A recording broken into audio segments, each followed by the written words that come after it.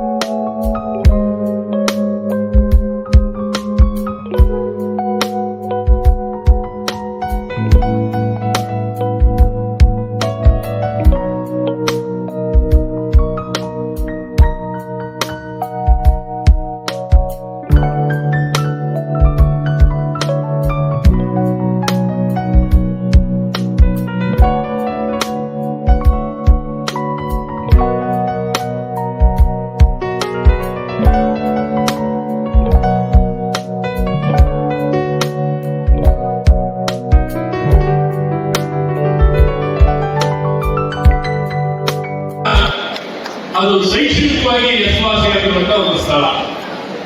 ಹಾಗಾಗಿ ಇಲ್ಲಿ ಹೆಚ್ಚಿನ ಒತ್ತನ್ನು ಕೊಡುವಂಥದ್ದು ಪ್ರತಿಯೊಂದು ಮನೆಯಲ್ಲೂ ನಾವು ನೋಡೋದು ಎಲ್ಲ ಮನೆಗಳು ಸರಸ್ವತಿ ಮಂದಿರ.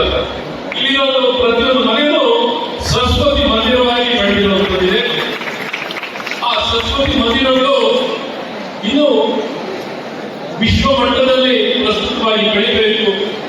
ಅದಕ್ಕೆ ಬೇಕಾಗಿರುವಂತಹ ಪ್ರಯತ್ನ ನಾವೆಷ್ಟೇ ಮಾಡೋದ್ರ ಬಗ್ಗೆ ಇಡೀ ಒಂದು ವಿಶ್ವ ಬೆಡ್ ಮಾಡ್ತಿರೋದು, ಒತ್ತು ಕೊಡ್ತಿರೋದು, ಉತ್ತೇಜನ ಆಗ್ತಿರೋದು ಶಿಕ್ಷಣ ಗುಣಮಟ್ಟ. ಶಿಕ್ಷಣ ಅಂದ್ರೆ ಸಾಲದು.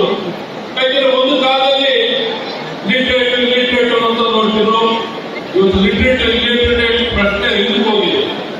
ಯಾವ ರೀತಿ ಗುಣಮಟ್ಟ ಉತ್ತಮ ಮಟ್ಟದ ಶಿಕ್ಷಣವನ್ನು ಪಡೆಯಬೇಕಾಗಿದೆ. ಇಡೀ ವಿಶ್ವದಲ್ಲಿ ನಾವು ಉತ್ತಮರು, ಶ್ರೇಷ್ಠರು, ಪ್ರತಿಭಾವಂತರು ಇಡೀ ವಿಶ್ವಕ್ಕೆ ಸಲ್ಲುವಂತ ರೀತಿಯಲ್ಲಿ ನಾವೇನಾದ್ರು ಬೆಳೆಯಬೇಕಿದ್ರೆ ಗುಣಮಟ್ಟದ ಶಿಕ್ಷಣವನ್ನು ಪಡೆಯಬೇಕು. ಹಾಗಾಗಿ ಈ ನಿಟ್ಟಿನಲ್ಲಿ ನಮ್ಮ ನಿಮ್ಮೆಲ್ಲರ ನೆಚ್ಚಿನ ಪ್ರಧಾನಮಂತ್ರಿಗಳಾದಂತಹ ನರೇಂದ್ರ ಮೋದಿ ಅವರು 3ನೇ ರಾಷ್ಟ್ರೀಯ ಶಿಕ್ಷಣ ನೀತಿಯನ್ನು ಕೊಡುವ ಮೂಲಕ ಇಡೀ ವಿಶ್ವದಲ್ಲಿ ಯಾವ ರೀತಿ ಬೆಸ್ಟ್ ಪ್ರಾಕ್ಟೀಸಸ್ ಇದೆ, ಪ್ರಸ್ತುತವಾಗಿರುವಂತಹ ಶಿಕ್ಷಣ, ಯಾವ ರೀತಿ ಶಿಕ್ಷಣವನ್ನು ಕೊಡಬೇಕು, ಆ ಶಿಕ್ಷಣದ ಒಂದು ನೀತಿಯನ್ನು ಸರಿಪಡಿಸುವಂತಹ ಪ್ರಯತ್ನದಲ್ಲಿ ಮೊದಲನೇದಲ್ಲ ಇದು. 36 ವರ್ಷದ ನಂತರ 3ನೇ ರಾಷ್ಟ್ರೀಯ ಶಿಕ್ಷಣ ನೀತಿಯನ್ನು ಕೊಡುವ ಮೂಲಕ 2020ರಲ್ಲಿ ಇದನ್ನು ಘೋಷಣೆಯನ್ನು ಮಾಡಿ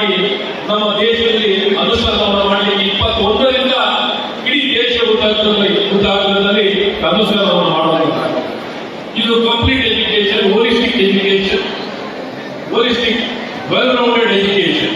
ಈ ವೆಲ್ ರೌಂಡೆಡ್ ಎಜುಕೇಶನ್ ಏನು ಅಂತ ಅರ್ಥ ಮಾಡ್ಕೊಳ್ಳೋದು ಒಂದು ದೊಡ್ಡ ಸವಾಲಾಗಿದೆ. ತುಂಬಾ ಜನ ಶಿಕ್ಷಣದಲ್ಲಿ ಇದ್ದಾರೆ, ಅವ್ರ ಜೀವನ ಪೂರ್ತಿ ಶಿಕ್ಷಣದಲ್ಲೇ ತೊಡಗಿಸ್ಕೊಂಡಿದ್ದಾರೆ, ಅದೇ ವೃತ್ತಿಯಾಗಿದೆ. ಈಗ ಹಲವಾರು ಜನ ಶಿಕ್ಷಣ ಸಂಸ್ಥೆಯ ಸ್ಥಾಪನೆ ಮಾಡ್ತಾರೆ.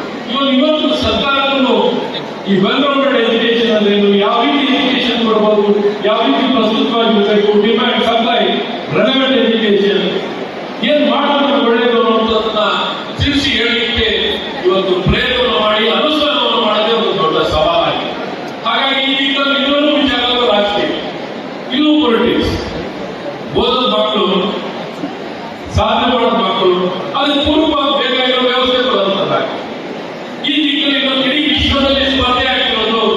ಯಾವುದೇ ಒಂದು ದೇಶ ಮುಂಚೂಣಿಯಲ್ಲಿ ಹೋಗಬೇಕು, ಸಾಧಿಸಬೇಕು, ಸಾಧನೆಯನ್ನು ಮಾಡಬೇಕು ಅಂದ್ರೆ ಆ ಶಿಕ್ಷಣ ಮತ್ತು ಶಿಕ್ಷಣ ನೀತಿ, ಆ ಶಿಕ್ಷಣ ನೀತಿಯಿಂದ ಯಾವ ರೀತಿ ಬಲವಾಗಿ ಬರೀ ನೀತಿ ಏನು ಪ್ರಯೋಜನ ಇಲ್ಲ, ಅದು ಹೇಗೆ ಮುಂಚಿತವಾಗಿ ಅನುಷ್ಠಾನವನ್ನು ಮಾಡ್ತೀವಿ ಅದು ಬಹಳ ಮುಖ್ಯವಾದಂತಹ ಕೆಲಸವಾಗಿರುತ್ತೆ. ಹಾಗಾಗಿ ಅನುಷ್ಠಾನವನ್ನು ಮಾಡೋದ್ರಲ್ಲಿ ಬಹಳಷ್ಟು ತಡೆಯಾಗಿದೆ. ಈ ದಿಕ್ಕಲ್ಲಿ ನಮ್ಮಲ್ಲಿ ಸಾಕಷ್ಟು ಜಾಗೃತಿ ಮೂಡಿಸಬೇಕು. ಹಾಗೂ ಸೌಭಾಗ್ಯ ರವಿಶಂಕರ್ ಅವರಲ್ಲಿ ಮತ್ತು ವೇದಿಕೆಯಲ್ಲಿ ನಮ್ಮ ಅವರು ಕ್ರಿಕೆಟ್ ಅಲ್ಲಿದ್ದರು, ಬೇರೆ ಬೇರೆ ಆಂಟರ್ಪ್ರೈನರ್ ರಾಜಕೀಯದಲ್ಲಿದ್ದಾರೆ, ಫೈನಾನ್ಸ್ ನಲ್ಲಿದ್ದಾರೆ, ಹಾಗೆ ಶಿಕ್ಷಣದಲ್ಲೂ ನಾನು ಉನ್ನತ ಶಿಕ್ಷಣ ಸಚಿವರಾಗಿದ್ದಾಗ ಅವರು ವಿಧಾನ ಪರಿಷತ್ ಸದಸ್ಯರು ಆಗಿರಲಿಲ್ಲ. ಆದರೂ ನಮ್ಮ ಜೊತೆಯಲ್ಲ ಕಲಿತು ಯಾವ ರೀತಿ ಶಿಕ್ಷಣ ಸಂಸ್ಥೆಗಳನ್ನ ಶಿವಮೊಗ್ಗಕ್ಕೆ ಯಾವಾಗಲೇ ಮಾಡುವಂತ ಕೆಲಸಗಳಾಗಬೇಕು. ನಮ್ಮ ಮೈಸೂರು ಮನೆತನ, ನಮ್ಮ ಮೈಸೂರು ಅರಸರ ಮನೆತನ ಏನು ಬನಾರಸ್ ಯೂನಿವರ್ಸಿಟಿ ಸ್ಥಾಪನೆ ಆದಾಗ ಅದರ ಚಾನ್ಸಲರ್ ಯಾರಾಗಿತ್ತು ಗೊತ್ತಾ? ನಾಲ್ವಡಿ ಕೃಷ್ಣರಾಜ ಒಡೆಯರ್. ನಾಲ್ವಡಿ ಕೃಷ್ಣರಾಜ ಒಡೆಯರ್ ಅವರೇ ಅದರ ಸ್ಥಾಪನೆ ಮಾಡಿದ್ರು. ಮತ್ತು ಇಂಡಿಯನ್ ಇನ್ಸ್ಟಿಟ್ಯೂಟ್ ಆಫ್ ಸೈನ್ಸ್ ಇಡೀ ದೇಶದಲ್ಲಿ ನಂಬರ್ 1, ಇಡೀ ವಿಶ್ವದಲ್ಲಿ 100 ರ್ಯಾಂಕ್ ಯೂನಿವರ್ಸಿಟಿನಲ್ಲಿ ಯಾವ ಒಂದು ಯೂನಿವರ್ಸಿಟಿ ಬರ್ತಿದೆ ಅಂತ ಇಡೀ ವಿಶ್ವದಲ್ಲಿ ಭಾರತದಲ್ಲಿ ಒಂದು ಸಂಸ್ಥೆ 100 ರ್ಯಾಂಕಿಂಗ್ ಪ್ರಾಪ್ತ ಯಾವ ಒಂದು ಸಂಸ್ಥೆ ಇದೆ, ಅದು ಇಂಡಿಯನ್ ಇನ್ಸ್ಟಿಟ್ಯೂಟ್ ಆಫ್ ಸೈನ್ಸ್. ಅದನ್ನು ಸಹ ಸ್ಥಾಪನೆ ಮಾಡುವಂಥದ್ದು ನಾಲ್ವಡಿ ಕೃಷ್ಣರಾಜ ಒಡೆಯರು, ಸ್ವಾಮಿ ವಿವೇಕಾನಂದ ಅವರು ಮತ್ತು ಕೆ.ಆರ್.ಡಿ. ಕಾಕಾ ಅವರು. ಈ ರೀತಿ ವ್ಯಕ್ತಿಗಳು ಆ ಸಂಸ್ಥೆಯನ್ನು ಸ್ಥಾಪನೆ ಮಾಡ್ತಾರೆ.